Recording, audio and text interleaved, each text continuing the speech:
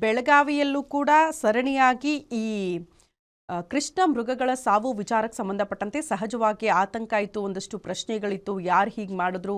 ಅನೇಕ ಮೃಗಾಲಯಗಳಲ್ಲೂ ಕೂಡ ಈ ರೀತಿ ಪ್ರಾಣಿಗಳು ಸಾವನ್ನಪ್ತಾ ಇರೋದರ ಬಗ್ಗೆ ಒಂದಷ್ಟು ಚರ್ಚೆಗಳು ಕೂಡ ಆಗ್ತಾ ಇತ್ತು. ಬೆಳಗಾವಿ ರೀತಿ ಬೆಂಗಳೂರಿನಲ್ಲೂ ಕೂಡ ಪ್ರಾಣಿಗಳು ನಿಗೂಢವಾಗಿ ಸಾವನ್ನಪ್ತಾ ಇರುವ ವಿಚಾರಕ್ಕೆ ಸಂಬಂಧಪಟ್ಟಂತೆ ಕೂಡ ಚರ್ಚೆ ಆಗ್ತಾ ಇದೆ. ಕರ್ನಾಟಕದಲ್ಲಿ ವನ್ಯಜೀವಿಗಳಿಗೆ ಆಪತ್ಕಾಲ ಬಂದಿದೆಯಾ ಅನ್ನೋದು ಕೂಡ ಪ್ರಶ್ನೆ ಆಗ್ತಾ ಇದೆ.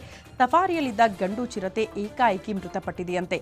ಗಂಡು ಚಿರತೆ ಸಾವಿಗೆ ಅಧಿಕಾರಿಗಳ ನಿರ್ಲಕ್ಷ್ಯನೇ ಕಾರಣ ಆಗೋಯ್ತಾ ಅನ್ನೋದು ಪ್ರಶ್ನೆ.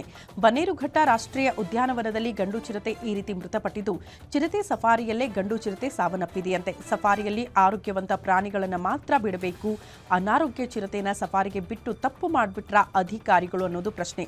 ಅಧಿಕಾರಿಗಳ ಬೇಜವಾಬ್ದಾರಿತನಕ್ಕೆ ಗಂಡು ಚಿರತೆ ಬಲಿಯಾಗಿರಬಹುದು ಅನ್ನುವಂಥದ್ದು ಸದ್ಯ ಮೇಲ್ನೋಟಕ್ಕೆ ಇಂಥದ್ದೊಂದು ಶಂಕೆ ವ್ಯಕ್ತವಾಗ್ತಾ ಇದೆ.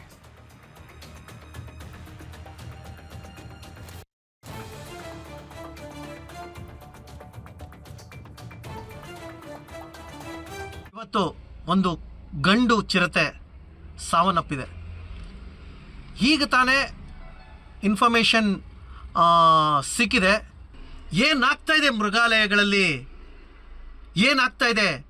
ಎಕ್ಸಿಕ್ಯೂಟಿವ್ ಡೈರೆಕ್ಟರ್ಸ್ ಅಂದ್ಕೊಂಡಿರೋರು ಏನು ಮಾಡ್ತಾ ಇದ್ದಾರೆ? ನಮ್ಮ ಕರ್ನಾಟಕದ ವನ್ಯಜೀವಿಗಳಿಗೆ ಆಪತ್ಕಾಲ ಬಂದಿದೆ, ಉಳಿಗಾಲ ಇಲ್ಲ.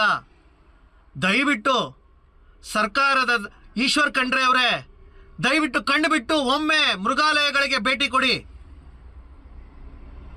ಮೃಗಾಲಯಗಳಿಗೆ ಭೇಟಿ ಕೊಡಿ. ನಿಷ್ಪಕ್ಷಪಾತವಾಗಿ ಇದು ತನಿಖೆ ಆಗಬೇಕು. ಇದು ತನಿಖೆ ಆಗದೆ ಹೋದರೆ ನಾವು ಉಗ್ರ ಹೋರಾಟ ಮಾಡಬೇಕಾಗುತ್ತೆ.